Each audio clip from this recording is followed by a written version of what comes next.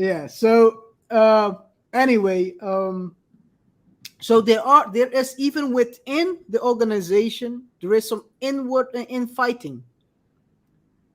There is some fighting within, not only outside but also within, which is kind Yeah, of, it breaks as a nonprofit. It will break you at a certain point. yeah, You're but getting criticized from the outside and also from within.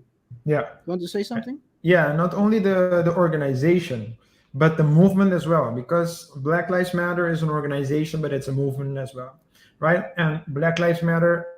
So the movement stands for something, and you can agree with the movement or disagree with the movement, but the movement stands for something.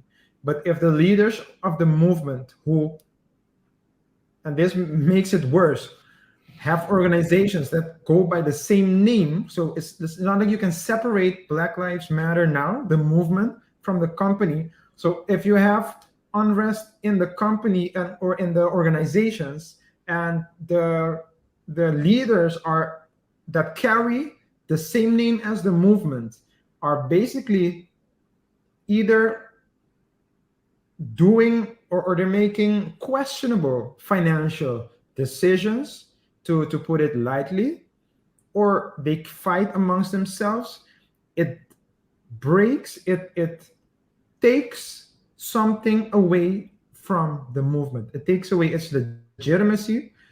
People will probably not take it as serious as it should be taken, or at least as they wanted it to be taken, and that's a shame. Whether you agree with the movement or not, objectively, you can say it's a shame for the movement. The question at the long term, but I think that's another question we will have to ask. We cannot answer it right now, but how this will influence the movement, because, like you said, there is, for some people that don't know about this, the separation between organization and the movement, they think it's one and the same. Yeah, Basically, like you said, it's gonna, people will ask. I'm willing to I bet mean, that I'm willing to bet that some I'm willing to bet, KR, I'm willing to bet that there are a lot of people walking out there yelling Black Lives Matter that don't even know that there exists an organization with the same name.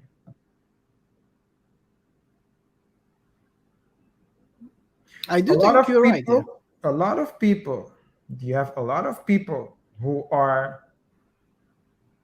um, social media activists, virtual activists that immediately use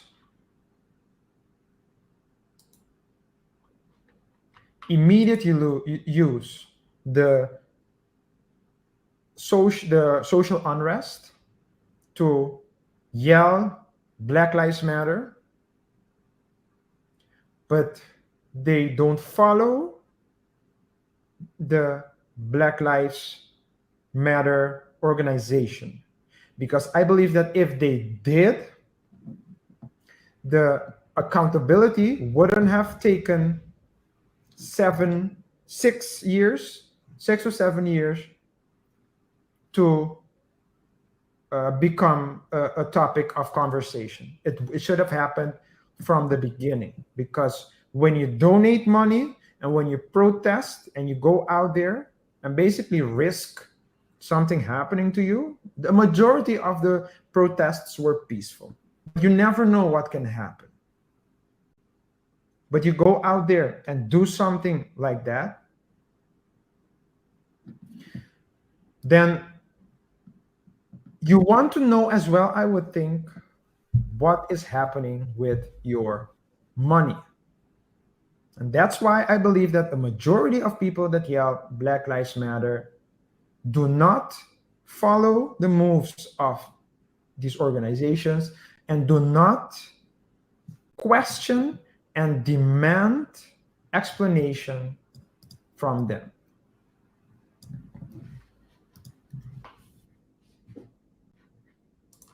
That's all I wanted to see.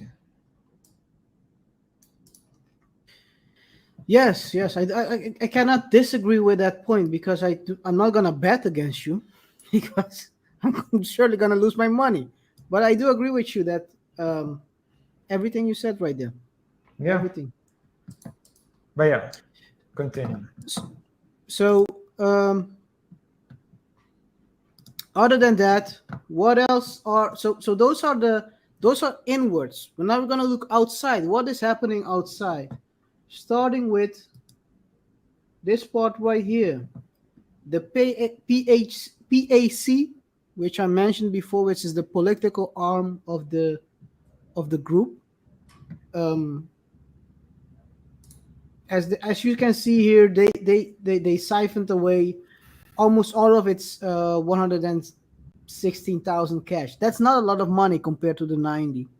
But again, here that is this was in the first quarter of 2022. The shallow Bowers, my man, or not my man, but the homie, not the Disassociate. homie as well, but just Disassociate. kidding. Disassociate. The The, the thoughts, opinions, and jokes of KR do not reflect the the opinion of show, this the show. opinion, the show.